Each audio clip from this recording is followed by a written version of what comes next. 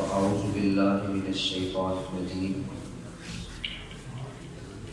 وذكر فإن الذكرى تنفع المؤمنين۔ سب سے پہلے ہم اللہ سبحانہ و تعالیٰ کے شکر گزار ہیں، اس نے نماز عشاء اکثر دوستوں کو باجماعت ادا کرنے کی توفیق عطا فرمائی۔ اللہ پاک یہ نماز بھی اپنی بارگاہ میں قبول فرمائے، اور جس نے جو دعا مانگی ہے اللہ اپنی رحمت سے وہ بھی قبول فرمائے۔ اگر اس دعا میں کوئی خیر کی چیز تھی اللہ نصیب میں کر دے، اور اگر ہم اپنے حساب سے خیر مانگ رہے تھے وہ ہمارے لیے بری تھی، اللہ تعالیٰ اس کے بدلے میں ہمیں اچھائیاں نصیب کرے، آمین۔ اس مبارک موقع پر ہم یہ بھی دعا کرتے ہیں کہ اللہ سبحانہ و تعالیٰ ہماری اولاد کو بھی حفظ قرآن کی نعمت سے نوازے۔ اللہ تعالیٰ جس طرح اس بچے نے حفظ کیا مکمل، اس کو اس کے معانی، اس کا فہم اور اس کی جو حکمت کی باتیں ہیں، اللہ تعالیٰ انہیں بھی سمجھنے کی توفیق دے، آگے کا عمل بنائے، اور والدین کے لیے، اساتذہ کے لیے اللہ تعالیٰ اس بچے کو صدقہ جاری۔ 3 باتیں انشاءاللہ میں کروں گا، آدھے گھنٹے تک ہماری ملاقات رہے گی، 40 منٹ تک تقریباً۔ موجودہ دور میں 3 مسائل ایسے ہیں جس میں تقریباً ہر کسی کو یا اکثر لوگوں کو پریشان کیا۔ ہر دور میں ہی انسان کے یہ مسائل رہے ہیں، لیکن موجودہ دور میں یہ مسائل کچھ زیادہ ہی اوپر کا سامنے آتے ہیں۔ جس آدمی کو سنو، جس آدمی کا پاس بیٹھو، عموماً ان 3 باتوں کا ذکر کرتا ہے، شکوہ کرتا ہے، جو بھی ہم سنیں گے۔ پہلا شکوہ جو سب کی زبان پر ہے وہ معاشی پریشانی ہے، کاروباری لحاظ سے بہت زیادہ پریشانیاں ہیں۔ کچھ کاروباری پریشانیاں تھیں، اوپر سے کچھ مہنگائی نے پریشان کی۔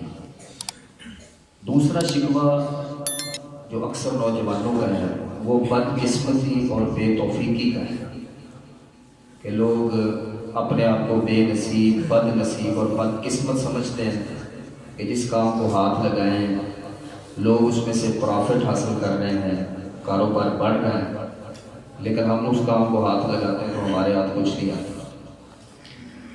تیسرا مسئلہ وہ بھی آج کی نوجوان جنریشن کا ہے، وہ ہے جنسی خواہشات کا، کہ کچھ نوجوان ایسے ہیں بد نظری کو گناہ سمجھتے ہیں، زنا کو گناہ سمجھتے ہیں، اس طرح کی دوسری چیزیں جو ہیں سوشل میڈیا، اس پر جو فحش لٹریچر ہے اس کو گناہ سمجھتے ہیں، اس سے جان چھڑانا چاہتے ہیں، لیکن کہتے ہیں کہ جتنی مرضی کوشش کر لیں وہ دل دوبارہ اسی طرف چلا جاتا ہے۔ یہ 3 مسائل جو ہیں آج کی امت کے سب سے بڑے مسائل۔ ایک واقعہ سنا کے بعد شروع کرتے ہیں ہم۔ ہمارا گاؤں جو ہے وہ تقریباً 3 نہروں کے درمیان میں۔ ایک دفعہ ایک جگہ سے نہر ٹوٹی، مسجدوں میں اعلان ہوئے، لوگ کسیاں اٹھا کے مٹی کوئی بوروں میں بھر کے لا رہا ہے، کوئی تھیلوں میں بھر کے لا رہا ہے، کوئی ویسے کسیاں اٹھا کے جس جگہ سے نہر ٹوٹی ہے وہاں پہ مٹی پھینک رہا ہے۔ پانی کے پریشر کے آگے کوئی چیز نہیں ہوتی۔ یہ ایک بات مشہور ہے کہ پانی اپنا راستہ خود بنا لیتا ہے، اس کے آگے کوئی چیز جو ہے وہ ٹک نہیں سکتی۔ بڑی بڑی عمارتیں، پانی تھوڑا سا اگر دھچکا لگا دے وہ زمین پہ سجدہ ریز ہو جاتی ہے۔ تو جو مٹی پھینکتے فوری طور پر پانی کے پریشر سے وہ مٹی بہہ کر آگے چلی جاتی ہے۔ ایک آدمی کے ذہن میں بات آئی، وہ فوری طور پہ ہیڈ پہ پہنچا، وہاں پہ جا کر اس نے پیچھے سے نہر بند کروائی۔ نہر بند کروائی تو اس کا بند باندھنا وہ بھی آسان ہو گیا۔ اس واقعے سے ایک بڑا اہم سبق یہ ملا کہ جب بھی انسان کو کوئی مسئلہ پیش آئے سب سے پہلے اس کا سبب تلاش کرے۔ اگر اس نے سبب ختم کر دیا، وجہ ختم کر دی، تو وہ مسئلہ اپنے آپ حل ہو جاتا ہے۔ انسان بیماری کی دوائی کھاتا رہتا ہے لیکن یہ پتہ نہیں چلتا کہ بیماری ہوئی کس وجہ سے۔ تشخیص صحیح نہیں ہوتی تو وہ بجائے صحیح ہونے کے حالات کو اور اپنے آپ کو مزید خراب کر لیتا ہے۔ تو کسی بھی مسئلے کی وجہ مل جانا، کسی بھی مسئلے کا سبب مل جانا، یہ مسئلے کے حل ہونے کی طرف سمجھنے کے پہلا قدم ہوتا ہے، بلکہ بعض مسئلہ بالکل سبب کو ختم کرنے سے ہی حل ہو جاتا ہے۔ تو سب سے پہلے ہمیں یہ دیکھنا چاہیے کہ یہ جو 3 مسئلے ابھی ہم نے بڑے بڑے ڈسکس کیے ہیں، کہ ہم میں سے جتنے بھی لوگ آئے ہیں اللہ تعالیٰ کی خاص رحمت کسی پہ ہو تو بچا ہوا ہوگا، ورنہ ان 3 میں سے کسی نہ کسی مسئلے میں وہ پریشان ضرور ہے۔ تو اس کی وجہ کیا ہے؟ جب ہم وجہ تلاش کرتے ہیں تو جو ہماری نیو جنریشن ہے وہ بڑے بڑے تھنک ٹینکرز کے پاس جاتی ہے، بڑی بڑی مہنگی کتابیں خریدی جاتی ہیں پرابلم سولوشن کے لیے کہ مسائل کو حل کیسے کریں گے۔ تو سب سے عظیم کتاب جس میں کسی طرح کی کوئی شبہ کی اور شک کی گنجائش نہیں، جو قرآن مجید ہے، قرآن مجید نے بھی ان 3 مسائل کے اسباب کو ذکر کیا ہے۔ سبب ختم کر دو، وجہ ختم کر دو، آپ کا مسئلہ حل ہونا شروع ہو جائے۔ سب سے بڑی پریشانی جو ہماری جو مالی پریشانی ہے، مالی لحاظ سے بھی لوگوں کی پریشانیاں اور ان کے سٹیج جو مختلف ہیں۔ ایک آدمی ایسا ہے کہ کاروبار ہے نہیں، اس وجہ سے پریشان۔ دوسرا ایسا ہے آمدن ہے، آتا ہے اس کے پاس، لیکن پتہ ہی نہیں چلتا کہ جاتا کہاں ہے، وہ اس وجہ سے پریشان۔ یعنی کسی نہ کسی لحاظ سے انسان مالی مشکلات کا ضرور شکار ہے، مہنگائی کی وجہ سے پریشان ہے۔ نبی کریم صلی اللہ علیہ وسلم کے زمانے میں ایک دفعہ بہت زیادہ مہنگائی ہوئی، اللہ کے رسول صلی اللہ علیہ وسلم کے پاس صحابہ کرام آئے، آ کر کہنے لگے ساخر لنا یا رسول اللہ صلی اللہ علیہ وسلم، اللہ کے رسول آپ ایسا کریں کہ کبھی منڈی کا چکر لگائیں۔ آپ نے اللہ تعالیٰ کو حاکم بھی بنایا ہے کہ صرف آپ رسول نہیں، آپ ایک جج بھی ہیں، آپ ایک حاکم بھی ہیں، آپ کا فیصلہ عدالتی فیصلہ ہے، مانا ہے چیزوں کے نرخ مقرر کرتے ہیں کہ فلاں چیز کتنے میں بیچی جائے گی، اس سے زیادہ نہیں بیچی جائے گی۔ جب آپ کہہ دیں گے کوئی بندہ اس قیمت سے آگے نہیں جائے گا۔ رسول اکرم صلی اللہ علیہ وسلم نے اکانومکس کا بہت بڑا اصول دیا۔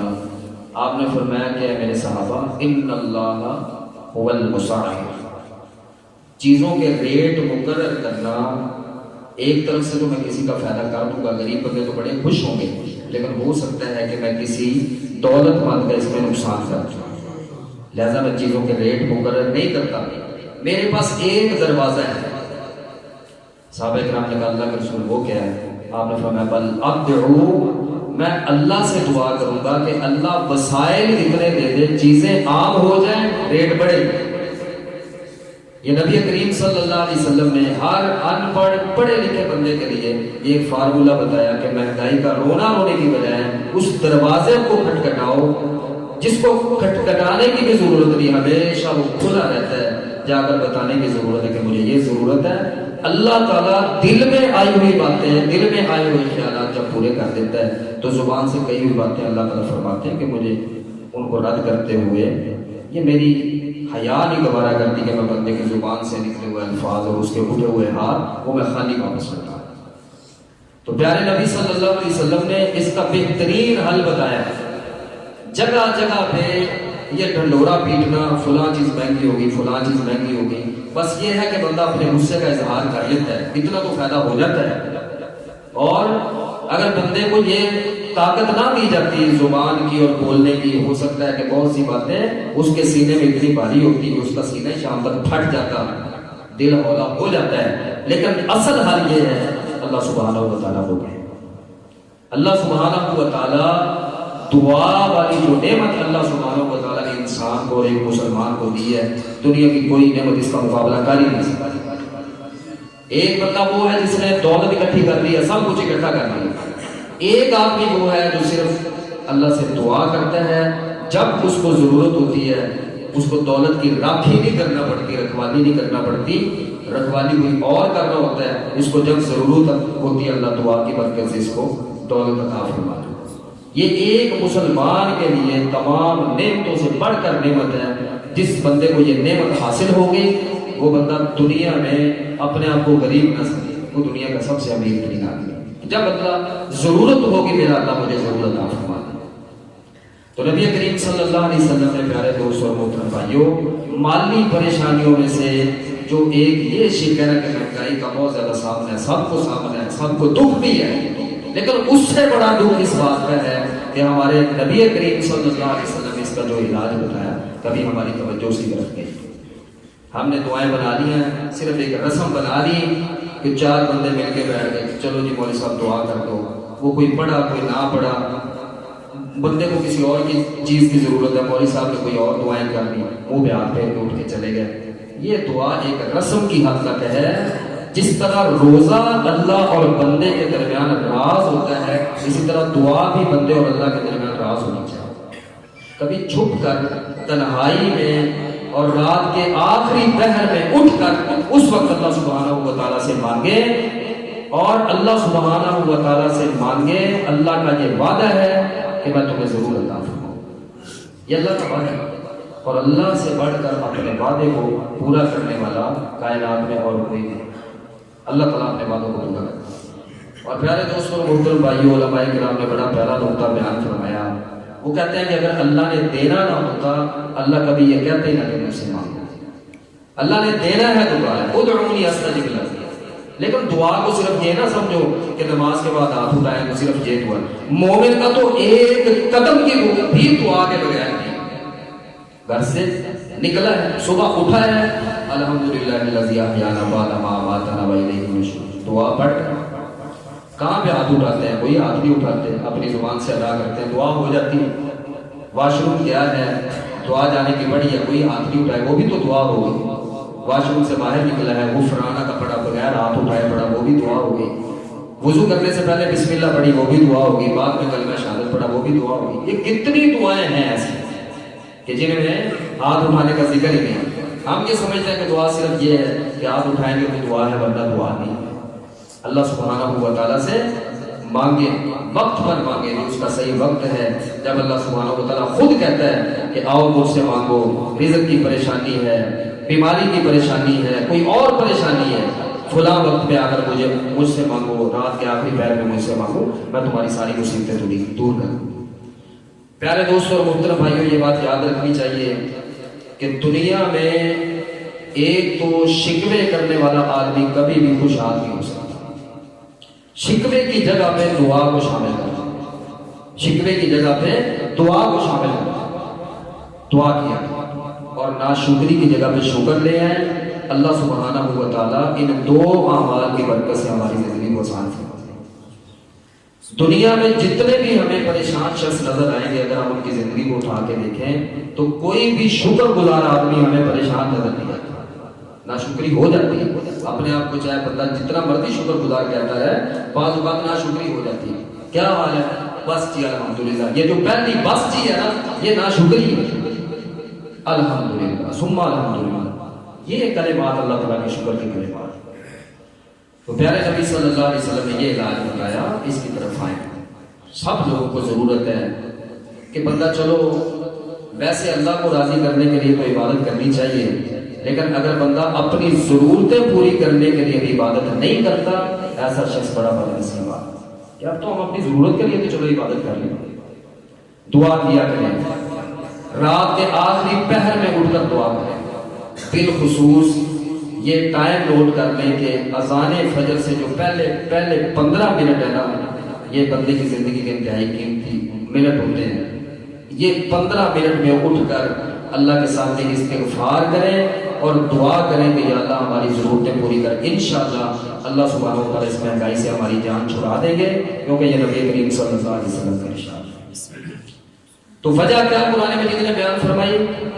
مالی پریشانی۔ اللہ تعالیٰ فرماتے ہیں من اعرض عن ذکری فإن له معیشۃ ضنکا، جو آدمی میرے ذکر سے منہ موڑتا ہے، اور ذکر سے مراد قرآن مجید ہے۔ ایمانداری سے بتائیں ہم میں سے کتنے لوگ ہیں، گھر کے افراد کو ہم دیکھیں، ہمارے گھر میں تقریباً 12-13 افراد ہیں۔ ہر بندہ اپنے گھر میں دیکھے تو کتنے لوگ ایسے ہیں جو صبح نماز پڑھنے کے بعد قرآن مجید کی تلاوت کرتے ہیں؟ کتنے لوگ؟ اپنے آپ کو دیکھیں کہ میں نے قرآن مجید کی تلاوت کتنے دنوں میں مجھے قرآن مجید کی تلاوت کی ہوگی۔ دیکھیں دن میں نمازیں 5 فرض ہیں کہ 5 نمازیں پڑھو، فرض ہے تمہارے پاس۔ جو بھی عبادت ہے نا، جو چیز کی اس کے دو حصے ہیں، کچھ کو اللہ نے فرض کیا، کچھ کو اللہ نے نفل کیا۔ جو بھی عبادت، قرآن مجید کی تلاوت بھی عبادت ہے، اس کے بھی دو حصے ہیں، کچھ ہے نفل اور کچھ ہے فرض ہے، وہ لازمی طور پہ آپ کو کرنی چاہیے۔ لیکن کبھی ہم نے سوچا کہ قرآن مجید کی فرض تلاوت کتنی ہے؟ جس نے قرآن مجید مکمل پڑھا ہوا ہے، حدیث کے مطابق اس کے لیے ضروری ہے کہ وہ روزانہ ایک پارہ قرآن مجید کی تلاوت کیا ہے۔ اور ہم ایک رکوع بھی پڑھتے ہیں، سارے گھر والوں کو ملا کر بھی ایک رکوع پورا نہیں ہوتا، پھر ہم کہیں کہ مالی مشکلات کا شکار ہے۔ وجہ یہ ہے، اس وجہ کو دور کریں۔ اللہ تعالیٰ نے قرآن مجید میں من اعرض عن ذکری فإن له معیشۃ ضنکا، سب پہ لازم کرو، سب پہ کہ صبح اٹھیں قرآن مجید کی تلاوت کریں۔ کچھ آیات ہیں کہ وہ تو ایک اذکار میں آ جاتی ہے کہ کسی نے سورہ یاسین کا ایک روٹین بنایا ہوا ہے وہ پڑھتا ہے، کوئی سورہ واقعہ پڑھتا ہے، وہ ایک اذکار کی کیٹیگری میں آ سکتی ہیں۔ پھر بعض لوگوں کے اس پر بھی اعتراض ہوتے ہیں، کچھ ان کو صحیح بھی کہتے ہیں، کچھ ضعیف بھی کہتے ہیں، لیکن ایک بار قرآن مجید کی تلاوت کو اپنا معمول بنانا شروع کریں۔ اللہ سبحانہ و تعالیٰ ایسی ایسی جگہ سے بندے کو رزق دیتا ہے جو بندے کے باپوں کو ماننے بھی نہیں ہوتا۔ ابھی شروع سے نہیں ہو سکتا، ایک ایک پاؤں سے شروع کر لیں۔ جب ایسا ایسا عادت بندے کی بن جاتی ہے، پھر وہ بندے کے زبان پر اس کی ادائیگی آسان ہوتی جاتی ہے۔ تو ابھی ایک پاؤں پڑھتے ہوئے بندے کو اگر 20 منٹ لگتے ہیں، ایک وقت آئے گا جب پڑھتا رہے گا وہ ایک پارہ 20 منٹ میں پڑھنا شروع کر دے۔ یہ زبان کو اللہ تعالیٰ روانی عطا فرماتا ہے۔ بچوں پہ لازم کریں، بیوی پہ لازم کریں، بہنیں ہیں ان پہ لازم کریں، چھوٹے بھائی ہیں ان پہ لازم کریں کہ صبح اٹھنا ہے، نماز کے بعد قرآن مجید کی تلاوت ضرور کریں۔ تو اللہ سبحانہ و تعالیٰ فرماتے ہیں من اعرض عن ذکری فإن له معیشۃ ضنکا، جس نے بھی میرے ذکر سے بے توجہی کی، قرآن مجید سے منہ موڑا، اس کا پہلا نقصان یہ ہے کہ اس کی معیشت تنگ ہو جاتی ہے، گزران تنگ ہو جاتی ہے۔ آتا بہت کچھ ہے لیکن اسے پورا ہی نہیں پڑتا بندے۔ تو سب سے پہلا مسئلہ اس کا سبب کیا ہے؟ اس سبب کو دور کریں، قرآن مجید کی طرف لو لگائیں، قرآن مجید کی طرف آئیں، انشاءاللہ اللہ سبحانہ و تعالیٰ ہماری یہ پریشانیاں ختم کریں گے۔ دوسری پریشانی ذکر کی جاتی ہے کہ میں بڑا بد نصیب ہوں، میں بڑا بد قسمت ہوں، میرے نصیب کی بارشیں کسی اور کی چھت پہ برس جاتی ہیں، اس طرح کے جملے بھی سننے کو ملتے ہیں۔ اللہ سبحانہ و تعالیٰ نے جس کا جو نصیب لکھ دیا ہے، اللہ نے اس کی حفاظت بھی فرمائی۔ کسی کی نصیب کی بارش کا ایک قطرہ بھی کسی کے گھر میں جا کے نہیں گرے، جس کا جو نصیب ہے اسی کے گھر میں گرے گا، اس کے برتن میں گرے گا، اس کی آنگن میں گرے گا۔ اللہ تعالیٰ نے ایک ایک قطرے پہ یہ لکھا ہوا ہے کہ یہ فلاں بندے کے گھر جانا ہے، وہ اسی کے گھر جائے، کسی اور کے گھر نہیں جا سکتا۔ تو بد نصیبی کی کیا وجہ قرآن مجید ذکر کرتا ہے؟ اللہ تعالیٰ نے سورہ مریم میں سیدنا عیسیٰ علیہ السلام کا واقعہ ذکر فرمایا۔ انہوں نے اپنا تعارف کروایا پنگوڑے میں جب وہ چھوٹے سے بچے تھے، تو ایک جملہ انہوں نے کہا وَبَرًّا بِوَالِدَتِي وَلَمْ يَجْعَلْنِي جَبَّارًا شَقِيًّا، اللہ نے مجھے اپنی والدہ کا فرما بردار بنایا ہے اور اس فرما برداری کی وجہ سے مجھے بد نصیب نہیں بنایا۔ مطلب کیا کہ جو بندہ اپنے والدین کا، اپنی والدہ کا فرما بردار ہے وہ بد نصیب نہیں، جو ان کا فرما بردار نہیں بنتا بد نصیبی اس کا مقدر کر جاتا ہے۔ ایک بزرگ تقریر کر رہے تھے تو انہوں نے اپنے سننے والوں سے پوچھا کہ مجھے یہ بتاؤ جنت کے کتنے دروازے ہیں؟ وہ کہنے لگے یہ 8 دروازے ہیں۔ وہ کہنے لگا نہیں 10 دروازے ہیں۔ بزرگ کیا فرمانے لگے کہ 10 دروازے ہیں جنت کے۔ جو علماء کرام تھے بیٹھے وہ بھی بڑے حیران ہوئے، کیا بابا جی نے پتہ نہیں کہیں سے کوئی ضعیف روایت پڑھ لی ہوگی 10 دروازوں والی، تو یہ کیا بیان کریں گے؟ وہ کہتے ہیں کہ قرآن و حدیث سے ثابت ہے کہ جنت کے 10 دروازے ہیں، 8 دروازے آسمانی جنت میں ہیں اور جنت کے 2 دروازے اللہ نے دنیا میں رکھے۔ لوگ بڑے حیران ہوئے بھی یہ کیا بات ہوئی، دنیا میں جنت کے دروازے کیسے ہوتے؟ پھر کہنے لگے کہ وہ ہر بندے کے گھر میں ہو سکتے ہیں۔ پھر جا کر انہوں نے آگے جا کے وضاحت کی کہ میرا بات کرنے کا مقصد یہ ہے کہ اللہ سبحانہ و تعالیٰ نے ماں کے قدموں کے نیچے جنت رکھی ہے اور باپ کو جنت کا سب سے وسیع دروازہ قرار دیا۔ اس کا مطلب یہ ہے کہ جنت کے یہ 2 دروازے اللہ نے تیرے گھر میں رکھے ہیں، اگر ان سے تو جنت میں داخل نہیں ہو سکا تو 8 دروازوں سے اوپر والوں سے بھی جنت میں داخل نہیں ہو سکا۔ تو اللہ سبحانہ و تعالیٰ نے والدین کا وجود جو ہے انسان کے لیے بڑا باعث برکت ہے، بڑا باعث برکت ہے۔ والدین کے ساتھ اس نے سلوک کریں، والدین کے ساتھ اس نے سلوک کریں، والدین کی طرف اپنی توجہات جو ہے وہ والدین کی طرف لے کر جائیں، والدین سے دعائیں کریں۔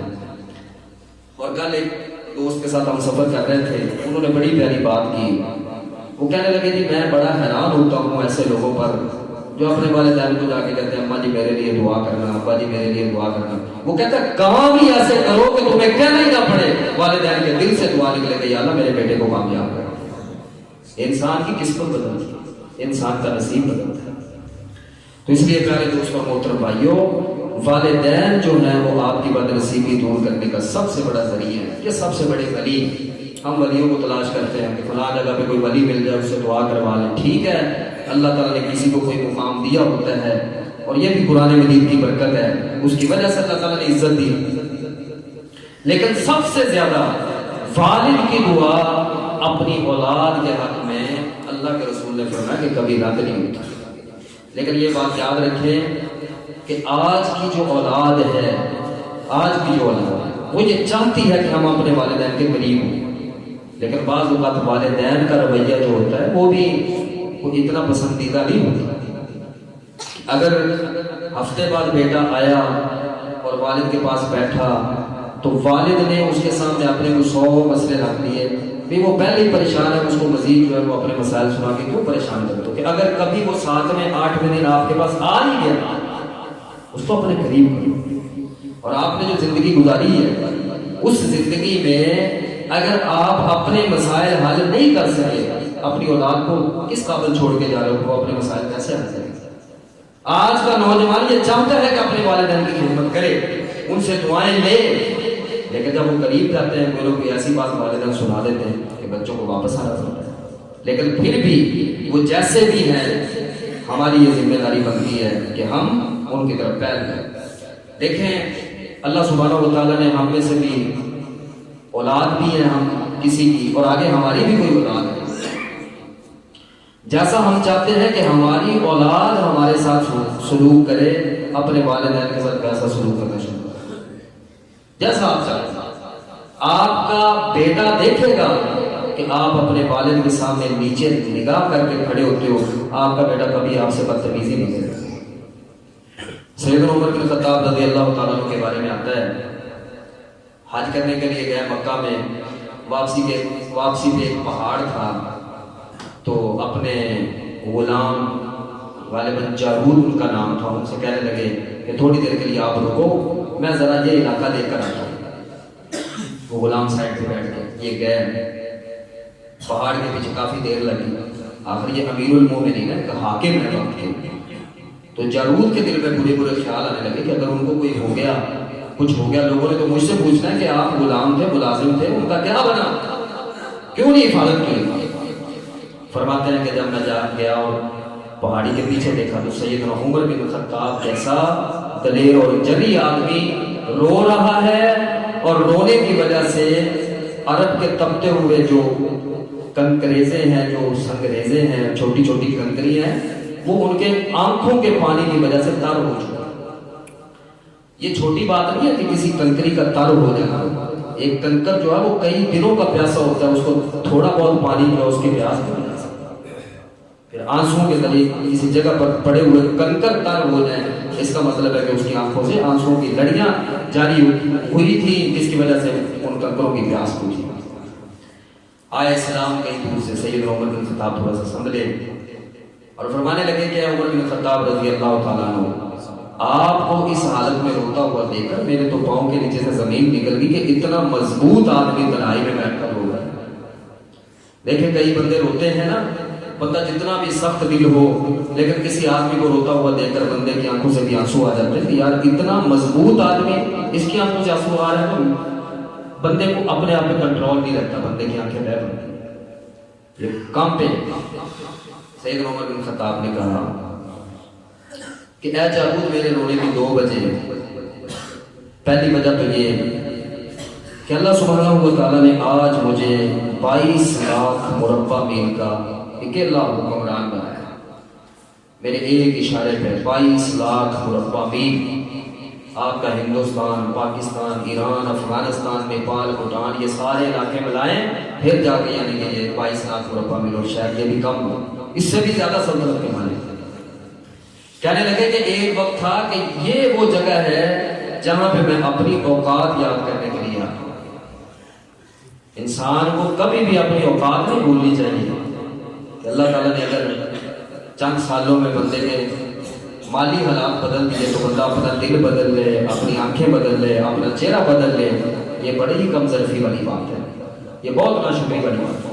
یہاں پہ آ کے میں اپنی اوقات یاد کرتا ہوں۔ فرمانے لگی جی بات پہلی سی معلوم ہوتی ہے، اس کی وضاحت کریں آپ کیا کہنا چاہتے ہیں؟ جناب عمر نے 2 باتیں ارشاد فرمائی، ان میں سے ایک بات تاریخ کا حصہ بنی، ایک بات حدیث کا حصہ بنی۔ جو حدیث کا حصہ بنی وہ زیادہ مشہور ہوئی، وہ بات یہ تھی، فرمانے لگے کہ یہ وہ علاقہ ہے کہ جہاں پر میں اپنے والد کے اونٹ چرانے کے لیے آیا کرتا تھا، اور میرا والد جب شام کو میں واپس جاتا تو مجھے شابش نہیں دیتا تھا، بلکہ کہتا تھا کہ عمر تجھے اونٹ چرانے کا طریقہ نہیں آئے گا تو بوڑھا ہو جائے گا۔ لیکن آج اس کو کیا پتا، قبر میں اس کی ہڈیاں گلی سڑی پڑی ہیں، کاش کہ آج آ کر واپس وہ دیکھتا کہ جس بچے کو کہتا تھا کہ تجھے اونٹ چرانے نہیں آتے، اللہ نے آج اس کو اتنی بڑی سلطنت کا مالک اور بادشاہ بنایا۔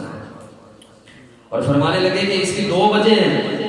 پہلی وجہ یہ ان اللہ یرفع بهذا الکتاب اقواما ویضع به آخرین، کہ اللہ اس قرآن کی برکت سے بعض پست قوموں کو بلندی عطا کرتے ہیں، اور اس قرآن کی ناقدری کی وجہ سے بڑی بڑی بلندی والی قومیں وہ پستی کی گہرائیوں میں جا کر گرتی ہیں۔ اللہ نے اس قرآن مجید کی وجہ سے مجھے برکت عطا فرمائی۔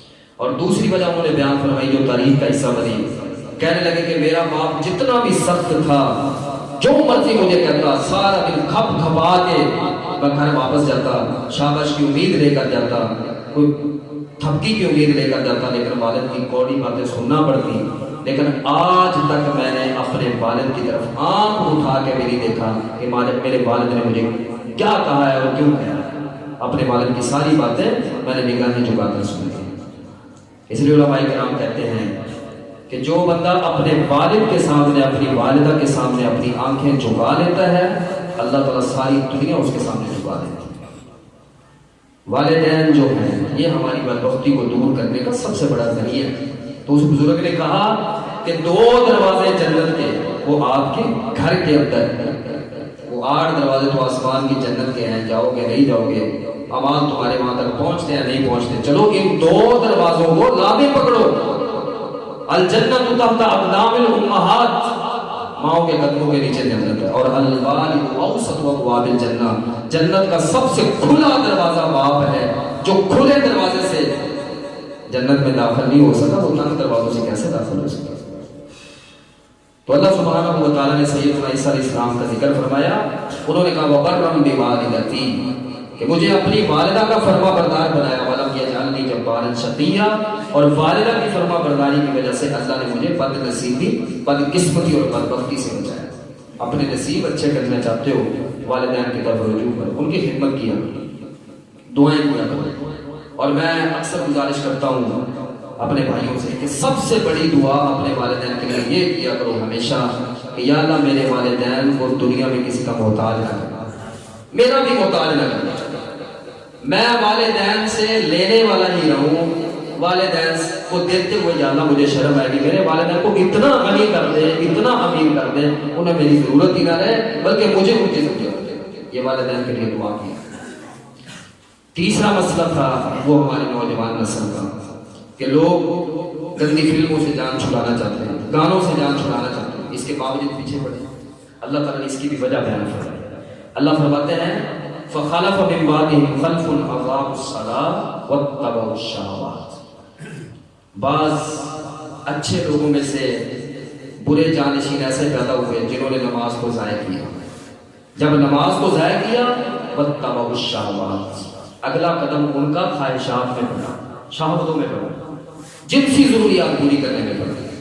نظر چاہتی ہے حرام دیکھے، نظر اس کی طرف اٹھتی ہے، شرمگاہ چاہتی ہے حرام کاری کرے اس کی طرف، دل برے خیال سوچتا ہے برے خیال آتے ہیں۔ وجہ کیا بیان کی؟ وجہ یہ بیان کی جب نماز میں کوتاہی ہوئی بندے کا کردار جو ہے وہ خطرے میں پڑ گیا۔ نماز میں کوتاہی، ایک آخری واقعہ سن کے بعد مکمل کرتے ہیں. نبی کریم صلی اللہ علیہ وسلم کے پاس ایک آدمی آیا, مسند احمد کی روایت ہے اور الحمدللہ صحیح روایت ہے. آ کر کہنے لگا کہ اللہ کے رسول, میرا دوست بھی میرے ساتھ مسلمان ہوا ہے, وہ نمازیں بھی پڑھتا ہے, تہجد بھی پڑھتا ہے, تہجد گزار ہے, لیکن اس کی فلاں عادتیں بری ہیں.